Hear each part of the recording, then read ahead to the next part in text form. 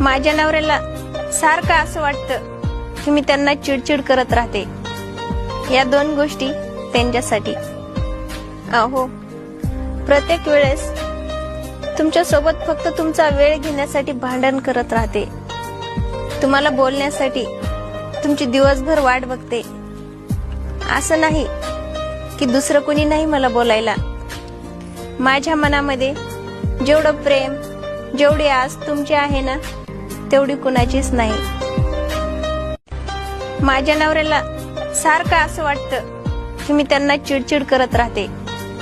या दोन गोष्टी त्यांच्यासाठी. अहो, प्रत्येक वेळेस तुमच्या सोबत फक्त तुमचा वेळ घेण्यासाठी भांडण करत राहते. तुम्हाला बोलण्यासाठी तुमची दिवसभर वाट बघते.